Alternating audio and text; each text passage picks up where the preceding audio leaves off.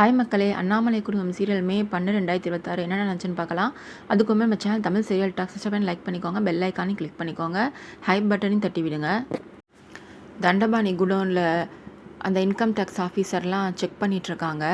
அப்போ தண்டபாணி பையன் கேட்குறான், அப்பா அந்த அண்ணாமலையை அரெஸ்ட் பண்ணுவாங்கன்னு பார்த்தா நம்ம குடோனில் செக் பண்ணிகிட்ருக்காங்க. அதுக்கு தண்டபாணி சொல்கிறான், அதான் எனக்கும் புரியல, அந்த அண்ணாமலை எப்படி தப்பிச்சான்னு புரியல, எல்லாமே பக்காவாக பிளான் பண்ணி செட் பண்ணினேன், ஆனால் அதுலேருந்து எப்படி தப்பிச்சான்னு தெரியலை அப்படின்னு பேசிகிட்டு இருக்கும் போதே அங்கேருந்து இன்கம் டேக்ஸ் ஆஃபீஸ்லாம் வராங்க. இங்கெல்லாம் எதுவுமே இல்லை, இதெல்லாம் அண்ணாமலை திசை திருப்பி விடுறதுக்காக பண்ணியிருப்பாங்களோ அப்படின்னு இன்கம் டேக்ஸ் ஆஃபீஸ்காரருக்குள்ளே பேசிகிட்டு இருக்காங்க. அதில் ஒரு இன்கம் டேக்ஸ் ஆஃபீஸர் சொல்கிறாங்க, இங்கெல்லாம் செக் பண்ணாச்சு எதுவும் இல்லை, வெளில ஒரு வண்டி நின்றுச்சு, அதை செக் பண்ணிங்களா அப்படின்னு கேட்டுட்டு அதை போய் ஃபஸ்ட்டு செக் பண்ணுங்கள் அப்படின்னு சொல்கிறாங்க. அங்கே ஒரு ஆஃபீஸர் போய் செக் பண்ணுறாரு. அங்கே ஒரு பார்சல் இருக்குது. அதை பிரித்து பார்த்தா அதில் தங்க ஜரிகையிலான புடவை இருக்குது. இது என்ன சொல்கிறீங்க, உங்கள் காருக்குள்ளேருந்தாங்க நாங்கள் எடுத்தோம், நீங்கள் அதிகமாக தங்கத்தை பதுக்கி வச்சதுனால உங்களை அரெஸ்ட் பண்ணுறோம் அப்படின்னு சொல்லி இன்கம் டேக்ஸ் ஆஃபீஸர் அரெஸ்ட் பண்ண வராங்க. அதுக்கு தண்டபாணி பையன் கோகுல் இருக்கான்ல, இது என் கார் தான், எங்கள் அப்பாவுக்கு இதுக்கு சம்மந்தம் கிடையாது, என்ன அரெஸ்ட் பண்ணுங்க அப்படின்னு சொல்லி தண்டபாணிக்கு பதிலாக அந்த கோகுல் அரெஸ்ட் ஆகி போகிறான். அப்போ அந்த தண்டபாணி பையன் சொல்லிட்டு போகிறான், அப்பா அந்த அண்ணாமலை மட்டும் சும்மா விட்டுறாதீங்க அப்படின்னு சொல்லிட்டு போகிறான். உடனே தண்டபாணிக்கு ஃபோன் பண்ணுறாங்க அண்ணாமலை. ஃபோன் பண்ணி, என்னமோ உங்கள் கடையில் தங்க புடவை சிக்கிச்சாமே, எங்கள் கடைக்கு நீ ரெய்டு அனுப்பின, அதை பற்றியா திரும்பவும் உன் கடைக்கே ரெய்டு வர மாதிரி ஆகிடுச்சு அப்படின்னு சொல்கிறாங்க. அதுதான் சொந்த காசுலேயே சூனியம் வச்சுக்கிறது, நீ சொந்த காசுலேயே சூனியம் வச்சுக்கிட்ட, இதெல்லாம் எப்படி நடந்துச்சுன்னு பார்க்குறியா, என் கடைக்கு நீ அனுப்புன பார்சல் உன் வண்டிக்கு எப்படி வந்துச்சுன்னு யோசிக்கிறியா, அதுதான் நம்ம செய்கிற வேணால் நம்மளையே சேரும்னு சொல்லுவாங்க, நான் அப்போவே சொன்னேன் என்னை சீண்டி பார்க்காதன்னு, நீயே இவ்வளோ யோசிச்சா நான் எவ்வளோ யோசிப்பேன், எல்லா நல்லவங்களுக்குள்ளேயும் ஒரு கெட்டவன் இருப்பான் அப்படின்னு சொல்லி அவங்க பார்சல் செக் பண்ண போகிறாங்க. காலைல அந்த பார்சல்லாம் என்னென்ன பார்சல்னு லக்ஸ் கூட போய் செக் பண்ணிகிட்டு இருக்கும் போது எல்லா பார்சல்லையும் லோகோ போட்டிருக்கு, ஒரு பார்சலில் மட்டும் லோகோ போடலை, இது என்ன பார்சல்னு பிரிங்க அப்படின்னு சொல்லி லக்ஸ்ட்ட சொல்கிறாங்க. லக்ஸும் பிரிக்கிறாங்க. அதை ஓப்பன் பண்ணி பார்க்குறாங்க அண்ணாமலை. அதில் தங்க ஜரிகை புடவையாக இருக்குது. அது என்ன பண்ணலாம் அப்படின்னு யோசிக்கும் போது நம்ம ஸ்டாஃபெல்லாம் கூட்டுவாங்க அப்படின்னு சொல்லி எல்லா ஸ்டாஃபையும் கூப்பிடுறாங்க. கூப்பிட்டு ஏதோ சொல்கிறாங்க. என்ன சொல்கிறாங்கன்னா, அதை காமிக்கல என்ன சொல்கிறாங்கன்றத. ஒரு குடும்பம் புடவை எடுக்க வராங்கல்ல, நாங்கள் மட்டும் புடவை எடுத்துக்கிறோம் எங்கள் தங்கச்சி கல்யாணத்துக்குன்னு சொல்கிறாங்கல்ல, அது அவங்களாம் அண்ணாமலை கடையில் வேலை பார்க்குற லேடிங்க தான், அங்கே கஸ்டமர் மாதிரி இருந்தது எல்லாருமே. இங்கே வருணும் வெண்ணிலாவும் காரில் போயிட்டுருக்காங்க. எங்கே கூப்பிட்டு போகிறீங்க, எதுவுமே சொல்லாமல் கூப்பிட்டு போகிறீங்க, எங்கே கூப்பிட்டு போகிறீங்கன்னு வெண்ணிலா கேட்குறா வருண்ட்ட. சர்ப்ரைஸா அப்படின்னு கேட்குறா. ஆமாம் சர்ப்ரைஸ் தான், நீ அன்றைக்கி டேவிஸ் பேப்பரை கிழிச்சு போட்டல, அதை ரெடி பண்ணி சொல்லியிருக்கேன் வக்கீல்கிட்ட, அதில் நீ சைன் பண்ணு அப்படின்னு சொல்கிறான் வருண். உடனே வெண்ணிலா சொல்கிறாங்க, என்னாலாம் சைன் பண்ண முடியாது, அத்தைக்கு தெரிஞ்சால் அவங்க திட்டுவாங்க, நீங்கள் என்ன இப்படி பண்ணிகிட்ருக்கீங்க அப்படின்னு சொல்லவும், எங்கள் அம்மாவை எப்படி சமாளிக்கணும்னு எனக்கு தெரியும், நீ ஒழுங்காக டிரைவர்ஸ் பேப்பரில் சைன் பண்ணிட்டு போகிற வழியை பாரு அப்படின்னு சொல்கிறான் வருண். இல்லை நான் என்னாலாம் சைன் பண்ண முடியாதுன்னா என்ன பண்ணுவீங்க, இப்போ தான் எங்கள் அப்பா அம்மா சந்தோஷமாக இருக்காங்க, கொஞ்சமாச்சும் என் வாழ்க்கையை யோசித்து அவங்க மனசு கஷ்டப்படுற மாதிரி நான் நடந்துக்க மாட்டேன் அப்படின்னு சொல்லி வெண்ணிலா பேசிகிட்டு இருக்கும் போதே லக்ஸ் ஃபோன் பண்ணுறாங்க வருணுக்கு. ஃபோன் பண்ணி சொல்கிறாங்க, இது மாதிரி நம்ம கடைக்கு இன்கம் டேக்ஸ் ரைடு வந்திருக்காங்க, இது மாதிரி காலைல பார்சல் 40 பார்சலில் லோகோவோடு இருந்துச்சு, ஒரு பார்சல் லோகோ இல்லாமல் இருந்துச்சு, அதை பிரித்து பார்த்தா தங்க ஜரிகை உள்ள புடவை இருந்துச்சு, அதை மேடம் நம்ம கடையில் வேலை பார்க்குறாங்க பாதி பேரை, வந்த பார்சலில் உள்ள புடவைங்களை அவங்க கட்டிட்டு வெளில போக சொல்லிட்டாங்க கஸ்டமர் மாதிரி, அந்த பார்சலில் ஒரு புடவையெல்லாம் கட்டினதெல்லாம் நாங்கள் அவுத்து ஒரு பார்சலில் வச்சுருக்கோம், இதை தண்டமானி காரில் வச்சிட சொல்லிட்டாங்க மேடம் அப்படின்னு ஃபோன் பண்ணி சொல்கிறாங்க லக்ஸு. இவரும் வருணும் ஓடி போய் அர்ஜென்ட்டாக போய் வாங்கி அந்த பார்சலை வாங்கி கொண்டு போய் தண்டபாணி காரில் வச்சிடுறாது. இதான் நடந்தது. இதை தான் சொல்கிறாங்க தண்டபாணிகிட்ட சொல்கிறாங்க அண்ணாமலை. உடனே இவங்க என் வழிக்கு வராத வரைக்கும் உனக்கு நல்லது அப்படின்னு வார்ன் பண்ணி வச்சிடுறாங்க. அதுக்கப்புறம் அந்த தண்டபாணி வேறு பிளான் யோசிக்கிறான்.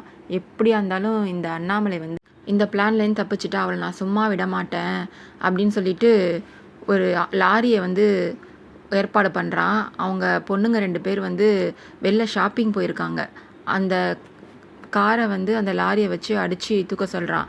என்ன சொல்கிறான்னா, அந்த அண்ணாமலை பொண்ணுங்க 2 பேர் இந்த பக்கம் தான் காரில் போவாங்க, அவங்கள வந்து அடித்து தூக்குங்க அப்படின்னு சொல்லும்போது, அண்ணாமலை குடும்பத்துக்கு ஒன்றுன்னா அவங்க சும்மா இருக்க மாட்டாங்க. அதனால் உயிருக்கு ஆபத்து இல்லாமல் கை கால் மட்டும் போகிற மாதிரி பண்ணி ஆக்சிடென்ட் பண்ணி விடுங்கடா அப்படின்னு சொல்கிறான். அதில் ஒருத்தன் சொல்கிறான், அவங்க பொண்ணுங்களில் 2 பேரில் ஒரு பொண்ணு கர்ப்பமாக இருக்காங்களாம் அப்படின்னு சொல்லவும் ரொம்ப சந்தோஷமாக போச்சு. அப்போ தான் இன்னும் அவளுக்கு வலிக்கும் அப்படின்னு சொல்லிட்டு இருக்கான். அண்ணாமலை வந்து எப்படியா இருந்தாலும் அவளோட மைனஸ் ப்ளஸ் 2மே அவங்க குடும்பம் தான், அதை வச்சு தான் அவளை சாய்க்கணும்னு சொல்லி இந்த பிளான் பண்ணியிருக்கான்.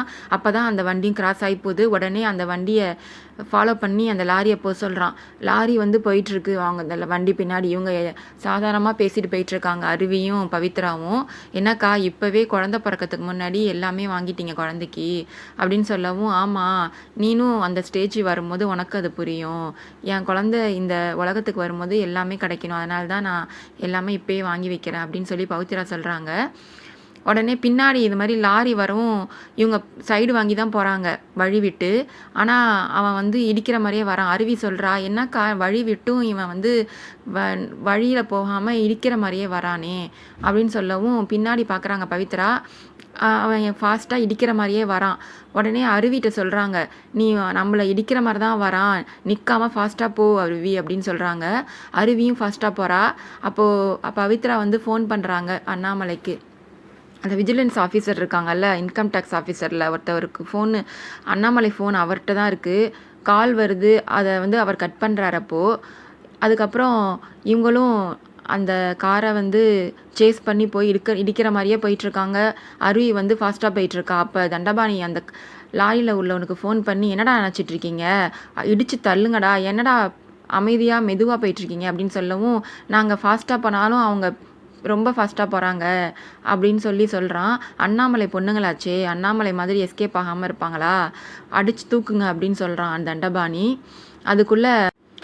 அதுக்குள்ளே இவங்க காரில் சேஸ் பண்ணி அந்த வழி விடாமல் நடுவில் தடுத்துடுறாங்க. அந்த லாரி நடுவில் வந்து காரில் வந்து தடுத்துடுறாங்க அண்ணாமலை. எப்படி இவங்க வந்தாங்கன்னா, ஏற்கனவே வந்து ஒரு விஜிலன்ஸ் ஆஃபீஸருக்கு ஃபோன் வந்துச்சுல்ல, அவர் வந்து கொண்டு வந்து தராரு அண்ணாமலைக்கு. உங்கள் பொண்ணு ஃபோன் பண்ணிகிட்டே இருக்காங்க விடாமல், இந்தாங்க மேடம் அப்படின்னு சொல்லி கொடுக்குறாங்க.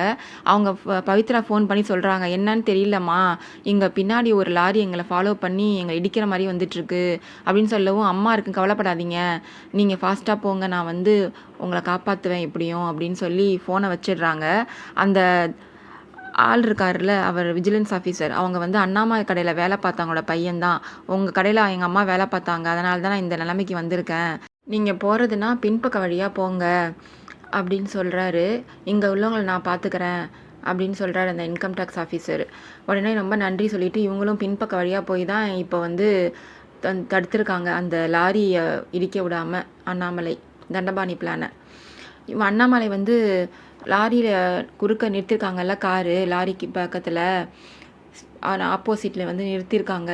அண்ணாமலை இறங்குறாங்க, இறங்கி முன்னாடி கால் எடுத்து வைக்கிறாங்க, அந்த லாரி பின்னாடியே போகுது. தண்டபாணி திரும்பியும் ஃபோன் பண்ணி, என்னடா நினச்சிட்ருக்கீங்க, அவள் முன்னாடி வந்துட்டுருக்கா, நீங்கள் என்னென்னா அவளை பார்த்து பயந்துட்டு பின்னாடி ரிவர்ஸ் எடுத்துகிட்ருக்கீங்க லாரியை அப்படின்னு சொல்லவும், நான் ஒன்றும் பண்ணலண்ணே, டிரைவர் தான் வந்து பயந்துக்கிட்டு ரிவர்ஸ் எடுக்கிறாரு அவங்கள பார்த்து அப்படின்னு சொல்லி பேசிகிட்டு இருக்காங்க. அப்போ லக்ஸ் சொல்கிறாங்க, எதிர உள்ள லாரி பெருசு, கார் சின்னது, இதை பார்த்து பயந்து அந்த லாரிக்காரன் ரிவர்ஸ் பண்ணிகிட்ருக்கான் அப்படின்னு சொல்லவும், கார் பெருசாக இருக்கா இல்லையோ, வர்ற ஆள் எப்படிப்பட்டவங்கன்னு தெரியணும் அப்படின்னு சொல்கிறாங்க.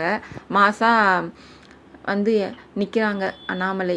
போய் அடிங்கடா அப்படின்னு சொல்கிறாங்க. அடிக்க ஓடுறானுங்க. அதோட இந்த எபிசோட் முடியுது. வரப்போகிற எபிசோடில் என்ன நடக்குதுன்னு பார்க்கலாம். பாய் மக்களே, நம்ம சேனலை மறக்காமல் சப்ஸ்கிரைப் லைக் பண்ணிக்கோங்க.